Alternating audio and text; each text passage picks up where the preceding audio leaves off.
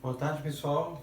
Agora nós faremos umas considerações usando circuitos elétricos, trabalhando com conceitos de equações diferenciais, das quais nós vamos fazer uso para entender o comportamento de um circuito simples que compõe-se de um resistor, de um capacitor e de um indutor. Nós sabemos que a queda de tensão devido à lei de Ohm é da forma R vezes I, pela lei de Ohm, e a queda de tensão devido ao indutor é da forma L dI dt, onde dI dt é a taxa de variação da corrente em função do tempo. Pois bem, usando uma das leis que nós conhecemos como lei de Kirchhoff, nós teremos condições de, em um determinado circuito, calcular a sua corrente por um determinado valor, um T qualquer, e mais do que isso, encontrar o valor limite dessa corrente, a saturação pelo qual, a partir daquele valor, o teu circuito já não é funcionável. Então, é o que a gente vai fazer a partir de agora. Então, o princípio de conversa é fazer a consideração de um circuito simples. Imagina que nós tenhamos um interruptor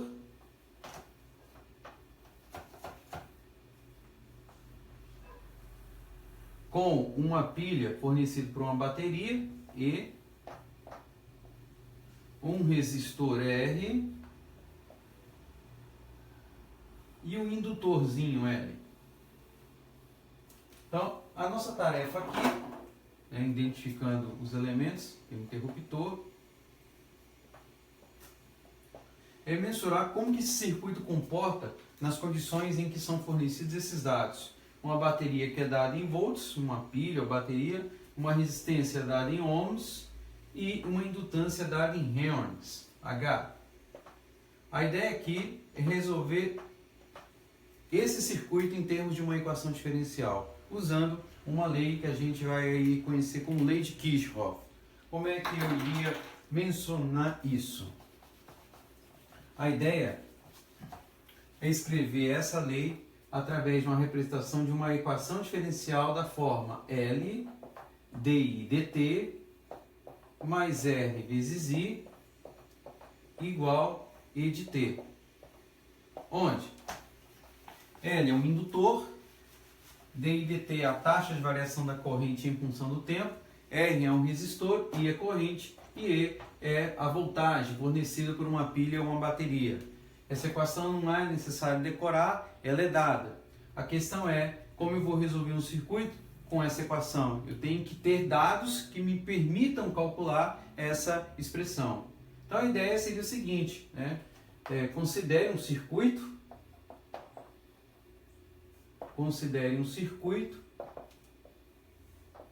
onde eu saiba que o meu indutor fornece 4 Henry, uma indutância de 4 Henry, uma resistência de 12 ohms e uma pilha que fornece aí uma bateria de 60 volts. Nesse sentido. Então, com base nessas informações e considerando que o circuito está desligado, ou seja, eu quero mensurar duas coisas. Primeiro, obter uma expressão para a corrente, obter uma expressão para I de T,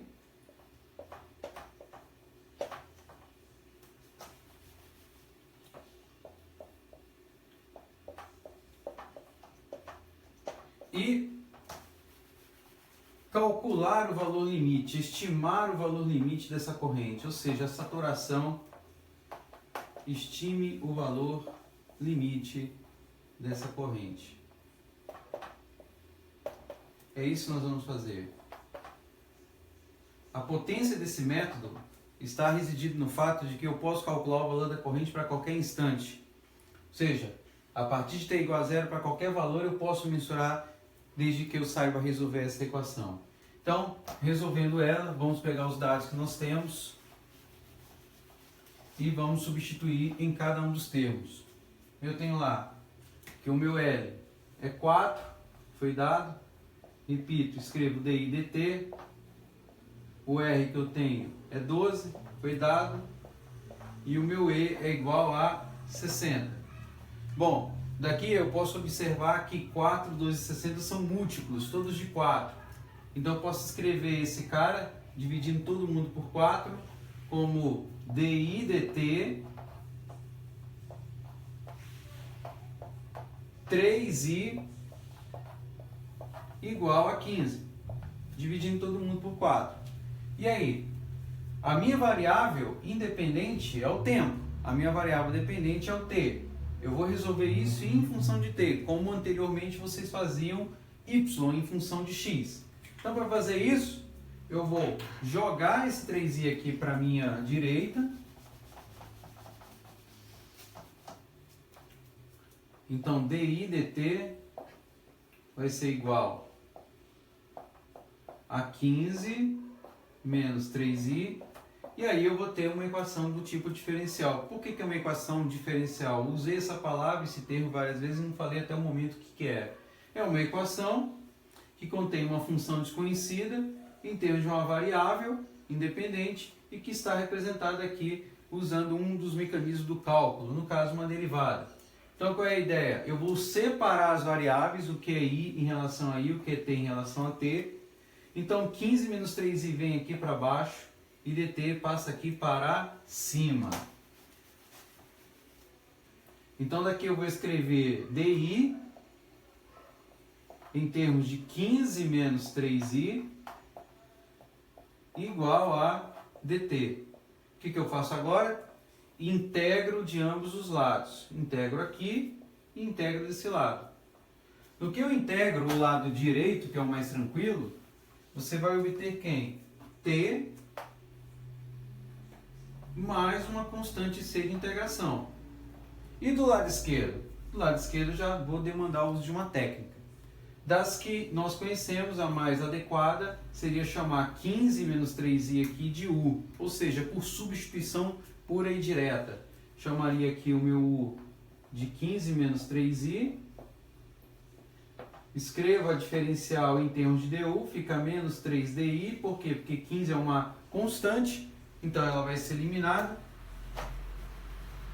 Logo, eu vou escrever o meu di como menos du sobre 3. Ou seja, eu estou jogando tudo para o lado esquerdo que está aqui, que é constante. Então 3 e o sinal vem para cá. Então daí o que acontece? Acontece que essa integral provisoriamente escrita em u vai ficar reescrita como menos 3 em relação ao u. Dessa forma. O que eu posso fazer? Eu posso jogar o menos 1/3 para fora. Eu vou ficar aqui com menos 1/3. E o que restou aqui dentro, que é du sobre u, é uma integral que a gente conhece. É a integral que retorna para nós o ln de u. Lembre-se, isso também é uma integral indefinida, gera uma constante, uma segunda constante de integração. Então nós poderíamos escrever aqui como uma C1 igual com a outra que eu tenho, que é T mais uma C. Daí eu vou jogar essa constante aqui para o lado direito, menos 1/3 de ln u igual a T mais C menos C1. E aí eu posso, sem demérito algum, sem problema algum, reduzir isso daqui escrevendo com uma constante só. Não tem problema nenhum no cálculo, apenas estou condensando uma constante geral, correto? Eu vou chamar aqui de beta, por exemplo. Então daí a minha função vai ficar escrita em termos de menos 1/3 do ln de u igual a 1t mais um beta. E aí o que eu faço? Eu tenho que reescrever na variável original. Então esse 3 ele está multiplicando, vai passar para lá dividindo, passa multiplicando de ambos os lados, então você vai ficar com menos ln de u igual a 3t mais 3 beta. Por sua vez, o sinal de menos vai ser multiplicado por menos 1. E aí você vai tornar a tua função em ln como ln do módulo de u igual a menos 3 menos 3 vezes beta. E aí? eu tenho que voltar para a minha variável original que é t. Então eu preciso cancelar esse ln. De que maneira? Eu tenho que voltar. Então, para fazer esse cancelamento, eu posso jogar aqui a minha exponencial. Claro, escrevendo anteriormente o como 15 menos 3i, que é a nossa função original lá, igual a menos 3t menos 3 beta, o mecanismo que permite cancelar, anular esse meu ln, é a função inversa dela, a exponencial. Então, nessa passagem, eu lanço a exponencial de ambos os lados da expressão. Então, eu escrevo ln de 15 menos 3i igual a exponencial desse bloco inteiro, que é elevado a menos 3t elevado a menos 3 beta. Então, tudo isso numa única expressão. Daqui, a exponencial cancela ln, então eu retorno como 15 menos 3i. E aqui eu tenho que a minha exponencial de menos 3t menos 3 beta pode ser quebrada, pode ser decomposta como elevado a menos 3t elevado a menos 3 beta. Por que eu estou fazendo isso? Porque a exponencial em relação a t é uma função, mas essa exponencial em relação a menos 3 beta, tudo isso é uma constante. Eu posso vir aqui e, se quiser, também escrevê-la em termos de uma nova informação, que eu vou chamar de a. Bom, nesse ponto, eu tenho que a minha função agora vai ficar escrita como 15 menos 3i igual a que multiplica a exponencial de menos 3t. Então, a minha intenção é determinar com essa constante a. É aí que uma condição sobre o problema vai ser dada, tem que ser dada, para que você prossiga na resolução. Considerando que o teu circuito está desligado, no instante t igual a zero, a tua corrente é quanto? É nula. Ou seja, num circuito desligado, o I de zero é zero. Circuito desligado. Ou seja, você não começou a mensurar a corrente, então no instante t igual a zero, ele é zero. O que isso aqui implica? Que essa informação, esse dado, vai ser jogado aqui nessa equação para que você consiga obter o valor de A. Como você vai fazer isso? Você escreve 15 menos 3 vezes I. O I é em zero, então eu vou calcular I de zero, colocar um subíndice aqui, igual a A, que multiplica a exponencial de menos 3 vezes zero. Bom, nós sabemos que base qualquer elevado a zero é sempre igual a 1. Então daqui eu tenho o seguinte, que o 15, 3 calculado em zero é zero, porque a corrente é nula, então o valor da minha constante A vale 15. O que eu faço aqui? Eu pego essa constante A e substituo na expressão que eu tenho aqui em cima. E ao fazer isso, a minha função vai ficar escrita como 15 menos 3i igual a 15 vezes a exponencial de menos 3t. Qual é o processo agora? Eu não tenho que colocar no item A o questionamento, a corrente em função do tempo. Eu tenho que isolar o i e escrever em torno do resto. Como é que eu faria isso?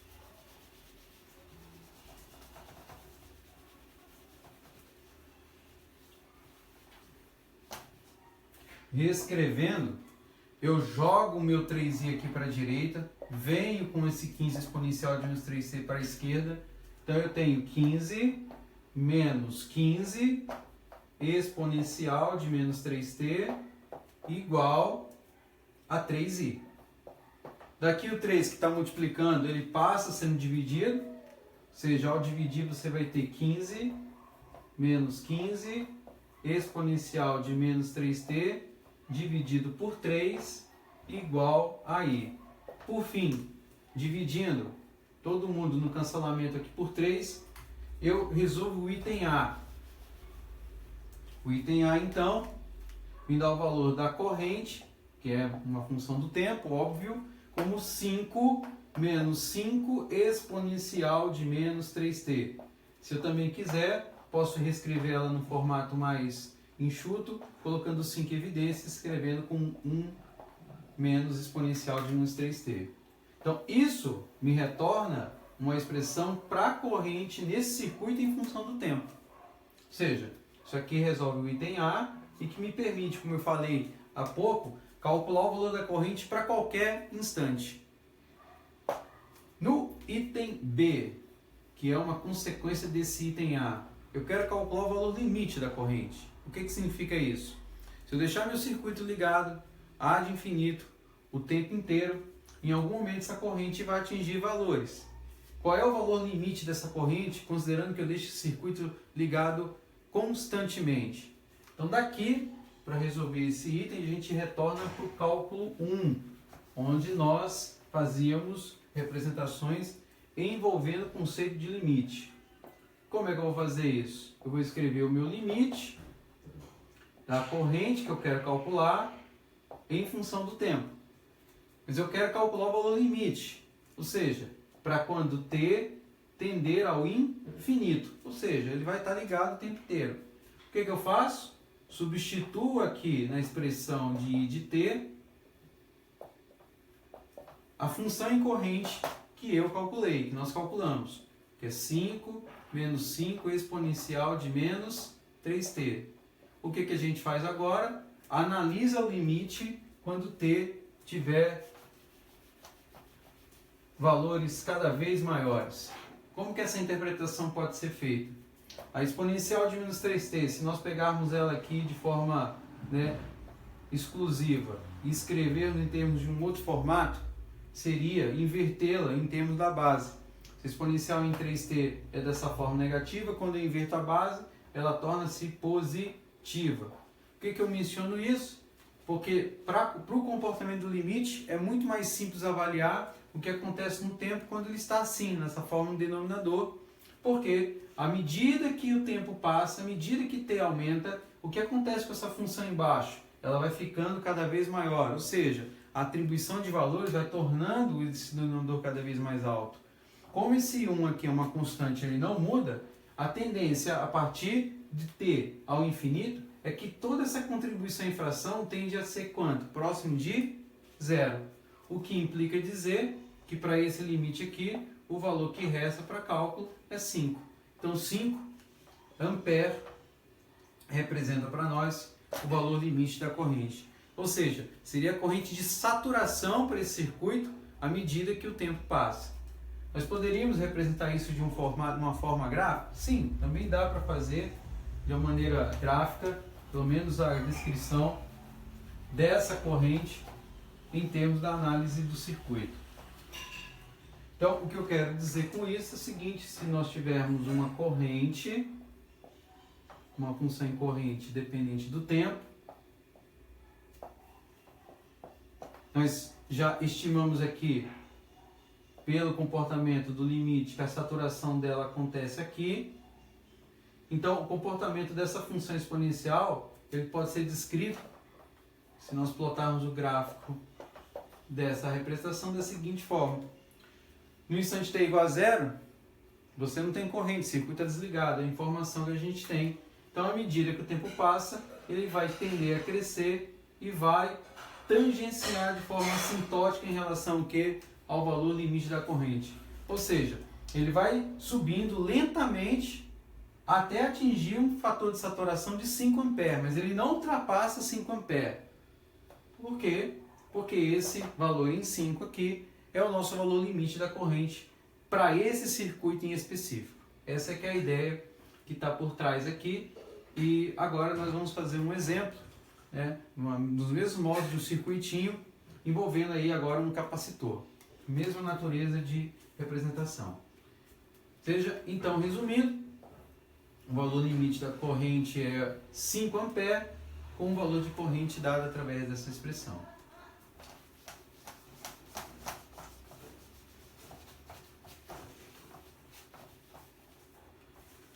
Bom, vamos considerar um circuito, usando a lei de Kirchhoff também, mencionando que as quedas devido à tensão é da forma RI, escrevendo a minha expressão em termos de um R dQ dt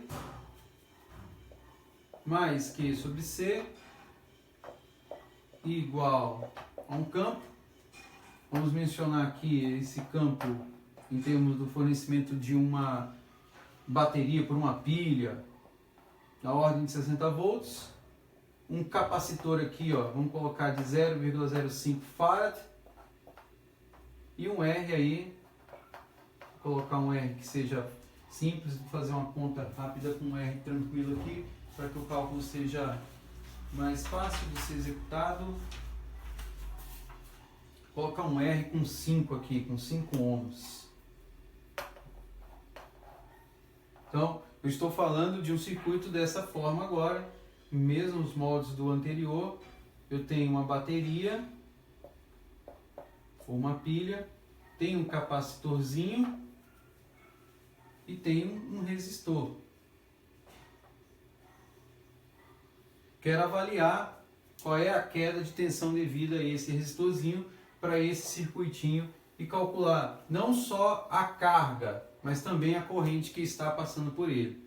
Então é um problema que eu vou resolver em termos de Q da carga, ou seja, a carga que faz produzir o que a movimentação da condução dos elétrons produz corrente nesse circuito, e vou calcular a corrente que está nele aqui. Então, para fazer essa conta, vamos fazer as substituições. Então eu tenho lá que o meu R vai ficar escrito em termos de R de 5dq dt. A queda devido ao capacitor é 1 sobre 0,05 Q. Eu escrevi Q sobre C, então você está substituindo, na verdade não estou separando, apenas escrevendo junto. E aqui eu tenho que isso é igual a 60. Isso aqui é um dado. Bom, fazendo os cálculos aqui, eu tenho 5, posso escrever em termos de dq dt, mais 1 sobre 0,05. Fazendo as contas aqui, eu tenho que 1 dividido por 0,05 é 20. E isso é igual a 60. Posso fazer a mesma coisa que eu fiz com o anterior. Simplifico. Então eu vou ter dq dt mais 4q igual a 15. Tudo isso sendo dividido por 15 não, perdão, 12. Tudo isso sendo dividido por 5. 25, 4, 5, 60 por 5, 12. E aí eu faço da mesma forma que no exemplo de introdução. Então eu vou ter que separar a função, eu escrevi como dq dt igual a 12 menos 4q. Aqui escrevo o meu dq como 12 menos 4q, 12 menos 4q, e aqui escrevo o meu dt.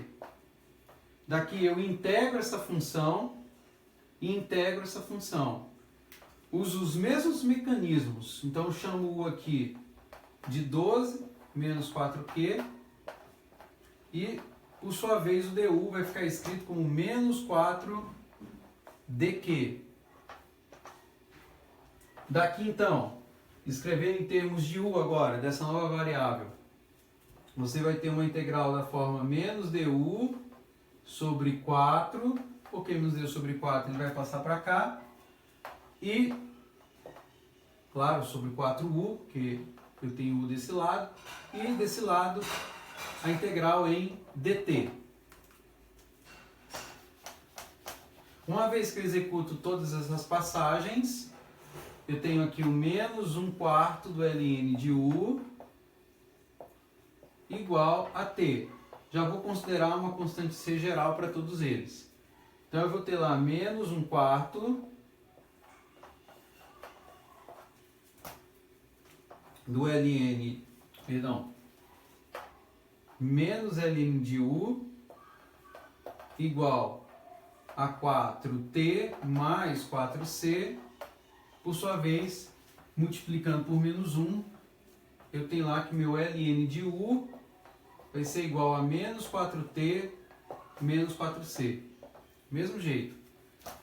Daí que eu passo a exponencial, mas antes fazendo a substituição, ln de u é o ln lá de 12 menos 4q igual a menos 4t menos 4c. Passo a exponencial para poder cancelar e ambos os lados, pegando todo o bloco de informação que eu tenho aqui, e logo eu tenho que meu 12 menos 4Q, que sai daqui, vai ser igual a exponencial de menos 4T vezes a exponencial de menos 4C. Mais uma vez eu posso chamar isso aqui por uma constante, que eu vou aqui considerar como A, e aí resolver a função em termos da carga que eu tenho nesse circuitinho, que vai ficar escrito como 12, jogando aqui para a esquerda, fazer mais detalhado, 12 menos 4Q igual a A, que multiplica a exponencial de menos 4T. Então, fazendo T igual a zero, para que isso aconteça, eu vou considerar mais uma vez que no instante T igual a zero, meu circuito estava desligado, então o Q de zero é igual a zero. Está desligado, então não tinha nenhuma movimentação de carga, ninguém induziu esse circuito em uma corrente. Há uma corrente. Então, para esse caso, nós temos aí que o A vai ficar igual a 12. Por quê? Porque ao substituir por zero vai multiplicar por zero, vai zerar. A exponencial elevada a zero é 1. Por sua vez, 12 menos 4Q igual a 12 exponencial de menos 4T. E simplificando todos esses dados, vai me conduzir a um resultado de 4Q, vamos fazer aqui primeiro a separação, 4Q igual a 12, esse cara vem para cá subtraindo, menos 12 exponencial de menos 4T. Agora sim, dividindo todo mundo por 4, porque é múltiplo comum entre eles, eu tenho que a minha carga vai ficar escrita agora em termos de 3 menos 3 exponencial de menos 4T. Ou seja, eu consigo identificar qual é a expressão da carga nesse circuito. E aí eu resolvi o problema. Se eu quero calcular qual é a corrente, aí o que eu faço? Eu derivo isso. Ou seja, o I não é dq dt? Então, se eu derivo o meu Q em relação a T, aí eu uso uma mini regra da cadeia, para quem não lembra. Isso daqui é como se fosse um nosso U, é ao contrário da substituição da integral. Então, criando essa funçãozinha aqui chamada de Azinho pequeno, é como se eu estivesse derivando E elevado a U. Então, daqui um dAzinho em relação a esse dtzinho, só para esse trecho. Isso aqui é a derivada de A em relação ao U, que é o E de U, e a derivada de U em relação a T é menos 4. Portanto, essa derivada é menos 4 exponencial de U, que é menos 4T. Alocando com a função em menos que eu tinha aqui, então o resultado final de 3 multiplicado por 4, menos com menos mais, é 12 exponencial de menos 4T. E aí eu tenho o valor da corrente que rege nesse circuito. Beleza? Essa primeira parte das considerações sobre circuitos elétricos envolvem apenas equações diferenciais de grau 1. Mais adiante, em um outro vídeo, uma outra aula, nós vamos continuar essa discussão fazendo as considerações sobre um campo elétrico, mas agora dentro de uma estrutura de um circuito em que eu vou reger as informações de um resistor, de um indutor, de um capacitor por equações diferenciais de ordem 2. Nós vamos citar um caso, que é o caso homogêneo, e aí da mesma forma como resolvemos esse exemplo, assim como o exemplo de introdução, nós vamos fazer para um circuito mais completo. Beleza? É isso aí.